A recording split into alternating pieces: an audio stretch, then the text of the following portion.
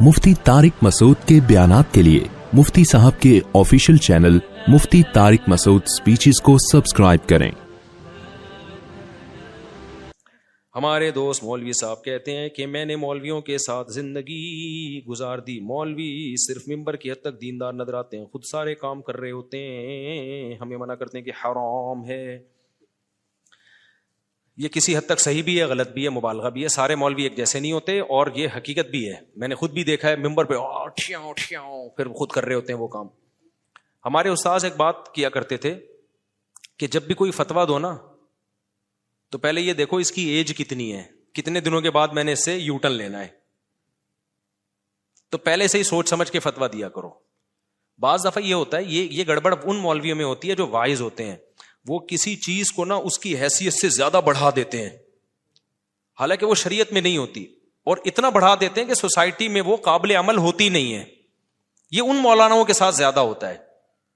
अब मिसाल के तौर पर मैंने ऐसे मौलाना देखे हैं, बदनजरी के खिलाफ बयान, औरत से छुपो, उसके हाथ लग गया तो ऐसे जैसे सर में कील ठोक दी, और देख लिया तो ऐसे जैसे जिना हो गया। इतना सख्त बयान करते हैं कि बस ना महरम औरत तो बस आदमी कहता है भाई मार दो इनको, सबको कब्र में डाल दो।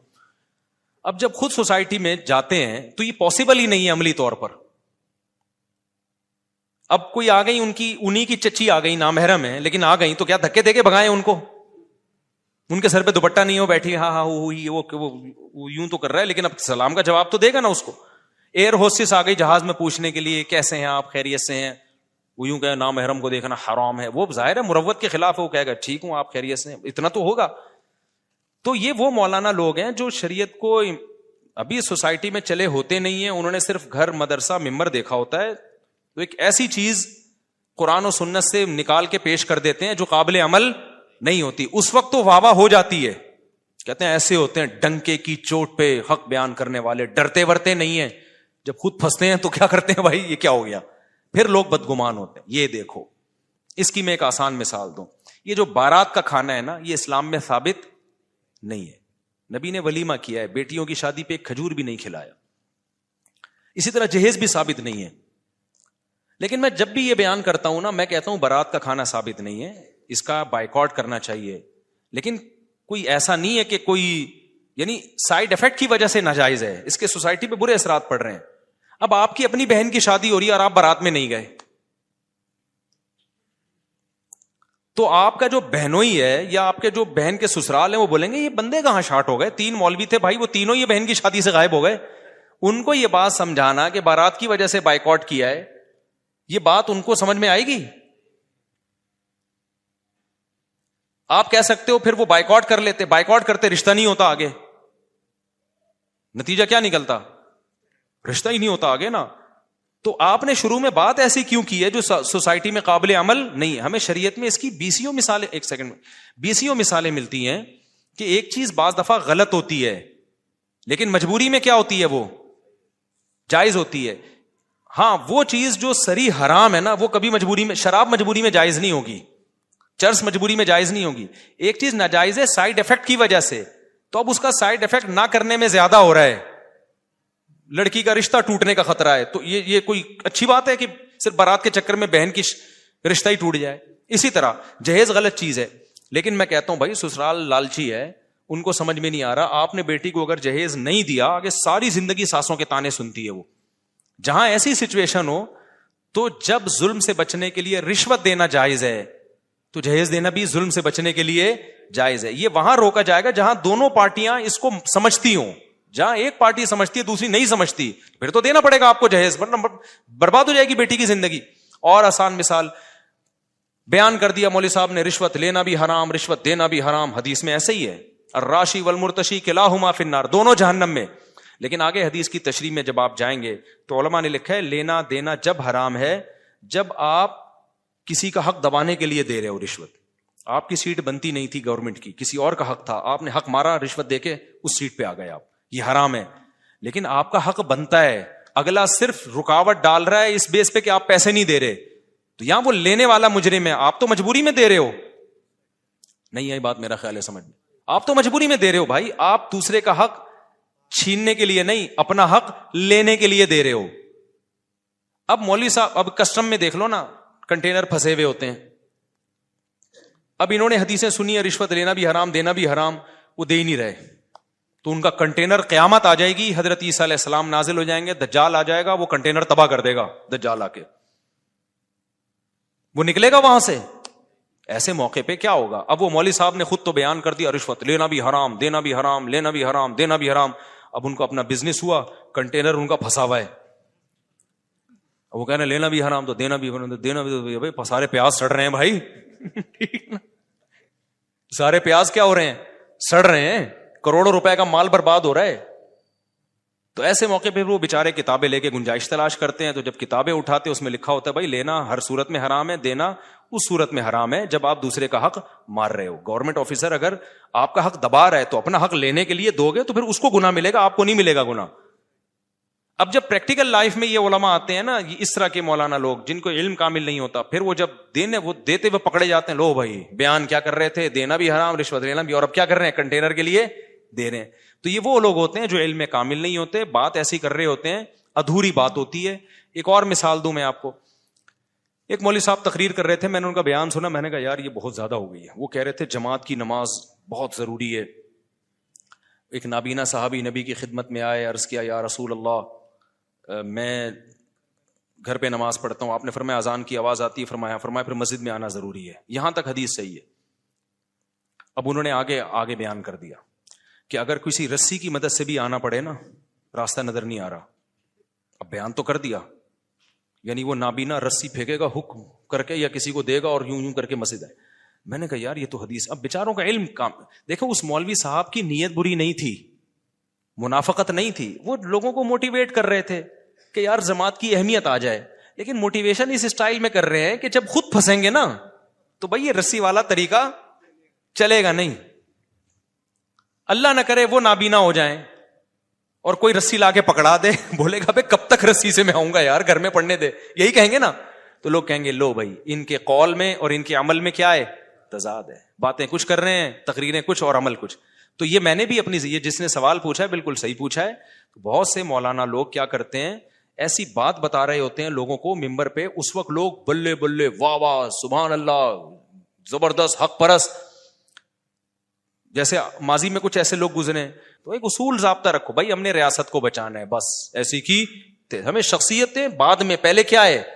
اسٹیٹ ہے, ریاست ہے, ہماری پالیسی ہے اسٹیٹ پہ کمپرومائز نہیں ہوگا. بس پاکستانی ہے, مسلمان ہے, اس کے بعد ہم پاکستانی ہے, ختم. تو اس میں کبھی فوج کی مخالفت بھی ہوگی, کبھی حمایت بھی ہوگی. اگر آپ نے ایک ہی چیز کو درد سر بنا لیا تو پھر آپ پھنس جاؤ گے. تو خیر ملک میں ہوتا بہت الٹا سیدھا غلط ہو رہا ہے بہت کچھ, جو ابھی جو حالات چل رہے ہیں وہ کوئی اچھے حالات تھوڑی چل رہے ہیں. اچھا خیر, تو میں کہاں, تو یہ جو کسی نے پوچھا نا مذہبی اسکالر ایسا کرتے ہیں, یہ ایسا کرتے ہیں بےچارے, وہ غلط نہیں ہوتے, ان کو پوری نالج نہیں ہوتی, ممبر پہ وہ ایک دم جوش میں تقریریں. ایک اور میں مثال دے دیتا ہوں. اب یہ جو حکومت کہتی ہے گیس پمپ مت لگاؤ, ایسا ہی ہے نا, کیا کہتے ہیں اس کو, جو سیکشن لگاتے ہیں نا, گیس ساری کھینچ لیتے ہیں بھائی, کمپریسر لگاتے ہیں ساری گیس کھینچ لیتے ہیں. یہ بالکل ایسے ہی ہے جیسے ایک زمانے میں نا ہم جب چھوٹے تھے تو ہمارے امام صاحب نے مسجد میں ممبر پہ بیان کیا کہ پانی کی موٹریں مت لگاؤ. واقعی یہ اللیگل تھا. گورنمنٹ جو گھروں میں پانی دیتی ہے تو وہ جو موٹریں لائن سے سک کرتی ہیں نا, امام صاحب نے بیان کیا یہ غیر قانونی ہے. واقعی غیر قانونی تھا, یہ حرام ہے, ناجائز ہے, اس سے پانی چوری کرنے کا گناہ ملے گا. اب امام صاحب بیچاروں نے اچھی نیت سے بیان کیا, تھوڑے دن میں امام صاحب کے اپنے گھر میں موٹر لگی ہوئی تھی. مجھے تو پتا تھا, میں نے بتایا نہیں لوگوں کو, اور یوٹیوب بھی نہیں تھا, وہ لوگ پی گئے. حالانکہ امام صاحب غلط نہیں تھے, نہ ان کی نیت چوری کی تھی, وہ انہوں نے بیچاروں نے اپنے لحاظ سے صحیح بتایا. بات یہ ہے کہ موٹر تو لگانا اللیگل ہے. کیوں؟ وجہ اس کی ہے کہ جو پانی گھروں میں ڈیوائڈ ہو کے جائے گا, جب آپ لگاؤ گے تو سارا پانی تو آپ کھینچ لو گے. لیکن بات یہ کہ جب سب نے یہ اللیگل کام کر لیا, سب نے لگا لی, اب اگر آپ نہیں لگاؤ گے نا تو 2 قطرے بھی آپ کو نہیں ملیں گے. اب لگانا جائز ہو گیا, اس لیے کہ اب دوسرے کا حق دبانے کے لیے نہیں ہے, بلکہ اپنا جائز حق تو ملے بھائی. تو امام صاحب نے یا دائیں بائیں دیکھا, یار میری تقریر یوٹیوب تو ہے نہیں, کوئی ریکارڈنگ بھی نہیں ہے, سب پی گئے نا, چپکے سے لا کے گھر میں لگا دو. اب کوئی امام صاحب کو دیکھتا بولتا پہلے تقریر کر رہے تھے موٹریں لگانا حرام ہے, خود لگائی ہوئی ہیں گھر میں. تو وہ بیچاروں کو اس لیے ان کو چاہیے تھا کہ بھائی پوری نالج لیتے اس کے سائڈ افیکٹ کیا ہوں گے, اس کے فائدے کیا ہیں, نقصانات کیا ہیں. گورنمنٹ تو بہت ساری چیزوں کو اللیگل کرتے کرتے خود ہی حکومتوں کے گھر میں, یہ جنریٹر جو ہم چلاتے ہیں گیس پہ, یہ بھی تو اللیگل ہے. ساری دنیا نے گیس کے جنریٹر لگائے ہوئے ہیں, تو یہ کون سا اللیگل ہے بھائی؟ آپ نہیں لگاؤ گے تو کیا ہوگا؟ اندھیروں میں قبر کے اندھیرے آپ کو یاد آتے رہیں گے بیٹھ کے. تو یہ اللیگل ہے, لیکن گورنمنٹ اس کو اللیگل بنائے نا, پریکٹیکلی پکڑے لوگوں کو. بالکل اب یہ گیس میں بھی ایسا ہی ہو گیا ہے. مجھ سے لوگ پوچھتے تھے پرسنلی کہ بھائی گیس کا یہ جو کمپریسر لگاتے ہیں گیس کھینچ لیتے ہیں, گیس آج کل لوڈ شیڈنگ ہو رہی ہے نا, تو میں کہتا تھا یار اللیگل کام مت کرو, لیکن میں نے بیان میں نہیں کہا یہ, اس لیے کہ مجھے یہی خطرہ لگ رہا تھا کہ یار کل جو ہے نا سب لگائیں گے تو پھر میرا بیان یہ لوگ چلائیں گے. میں نے ابھی تک نہیں لگایا, میرے ان تینوں گھروں میں کہیں بھی نہیں ہے وہ, تو چاروں گھروں میں 3 وہ عادت پرانی ہو گئی ہے نا. تو اب کیا ہے کہ بھائی اگر آپ اس میں بعض اپارٹمنٹ ایسے ہیں, لوگوں نے ہم سے آگے پوچھا, بولے ہم اگر نہیں لگا رہے نا تو ایک گیس کی اسمیل بھی نہیں آ رہی کیونکہ سب نے لگا لیا ہے. اب میں ان کو فتوا دوں کہ آپ کے لیے لگانا بھی ناجائز ہے, تو یہ فتوا غلط ہوگا. اس لیے کہ گورنمنٹ جب اللیگل کر رہی ہے تو عمل کر کے دکھائے نا, لوگوں کو پکڑے, سارے وہ کمپریسر اتارے وہاں سے, ورنہ جو نہیں لگائے گا اس کو تو گیس ملے گی نہیں, وہ بیٹھا رہے گا اندھیروں میں, لکڑیاں جلائے گا کیا وہ فلیٹوں میں جا کے. تو یہ چل رہا ہے مارکیٹ میں. تو یہ کرتے ہیں بےچارے, یہ ناسمجھی میں کر رہے ہوتے ہیں, اور کچھ ظاہر ہے 2 نمبری میں بھی کر رہے ہوتے ہیں. تو سارے مولوی صحیح تھوڑی ہوتے ہیں, 2 نمبر بھی ہوتے ہیں. اور پھر بھی میں بتا دوں, اگر 1 نمبر بھی مولوی ہے تو مولوی ہونے کا مطلب فرشتہ نہیں ہے, وہ بھی انسان ہوتا ہے. یہ جو اللہ نے قرآن میں کہا نا, وَمَن يَعْمَلْ سُوءًا ثُمَّ وَمَن يَعْمَلْ سُوءًا أَوْ يَظْلِمْ نَفْسَهُ ثُمَّ يَسْتَغْفِرِ اللَّهَ يَجِدِ اللَّهَ غَفُورًا رَحِيمًا. کسی سے کوئی گناہ ہو جائے, توبہ کرے تو اللہ معاف کرے گا. تو یہ آیت صرف غیر مولوی کے بارے میں نہیں ہے, مولوی بھی اس میں شامل ہیں. تو سب کے لیے, صرف پیغمبر معصوم عن الخطا ہوتے ہیں. تو کسی کی پرائیویسی میں گھسنے کی آپ کو ضرورت کیا ہے؟ ٹھیک ہے نا, آپ دیکھو بھائی بات صحیح کر رہا ہے, سمجھ میں آ رہی ہے, ٹھیک ہے بھائی. تو ہمیں شریعت نے پردہ ڈالنے کا حکم دیا. کسی کا عیب سامنے آئے تو کیا کرو بھائی, پردہ ڈالو. ہاں ایسا عیب جس سے لوگوں کو نقصان ہو رہا ہو, چوری کہاں کر رہا ہے, چرس تقسیم کر رہا ہے چپکے چپکے, اس سے تو سوسائٹی تباہ ہو رہی ہے. ایسے عیبوں میں اس کو تنبیہ کی جائے گی, نہ مانے تو اس کو دنیا کے سامنے لایا جائے. جیسے جو سیاسی لیڈر کوئی رشوت لیتا ہوا پکڑا جائے تو ایسے لوگوں کو ایکسپوز کرنا چاہیے, کیونکہ یہ ضرر اس کی ذات تک نہیں ہے بلکہ یہ ضرر متعدی ہے, لوگوں تک پھیل رہا ہے. ہماری دونوں ہو گیا کیا غیر مسلم کے ناپاک کپڑے دھو کے. اب وہی بات ہے, میرے پاس ایک دفعہ ایک شخص آیا کہ میں جگہ جاب کر رہا ہوں تو وہاں خواتین بھی ہیں, نظر کی حفاظت نہیں ہوتی, تو میرے شیخ نے فتویٰ دیا ہے کہ یہ ناجائز ہے, چھوڑ دو اس کو. میں نے کہا میرے بھائی تمہارے شیخ کی نیت پہ مجھے کوئی شک نہیں ہے, لیکن تمہارے شیخ بھی تمہاری طرح بے روزگار ہو گئے نا, اور ان کے بچے کو یہاں جاب ملی, تو یہ فتویٰ فوراً کیا ہو جائے گا, چینج ہو جائے گا. کیونکہ ابھی تو بد نظری کا فتنہ ہے, انٹی ونٹی نظر آ کے دماغ خراب ہو رہا ہے. جب پیسے نہیں آئیں گے نا گھر میں تو جو چترول لگیں گے نا چاروں طرف سے گالیاں, اس میں بھی سٹے لگاؤ گے ڈپریشن ختم کرنے کے لیے. تو اس کا حل یہ ہے کہ نظر کی حفاظت کرو, کوئی ضرورت سے بات کرنی پڑتی ہے تو بات کر لو, اپنی بہن سسٹر کہہ کے ایک بات یاد رکھو, جن کا بھی لڑکیوں سے واسطہ پڑتا ہے بہن کہنا سیکھ لیں, اس کو 99% مسئلہ یہاں سے حل ہو جاتا ہے. بہن کیا حال ہے, آپ وہ بہن سے ہی شروع کیا کرو, تو دیکھو پھر وہ لائن ہی نہیں مارے گی. بہن بول دیا نا تو آدھا سے زیادہ مسئلہ یہاں. اور بولتا نہیں ہے, شرارتی آدمی ہے, دل میں چور ہوتا ہے اس کے, وہ زہر کا پیالہ پی لے گا, اس کے منہ سے بہن نہیں نکلتا.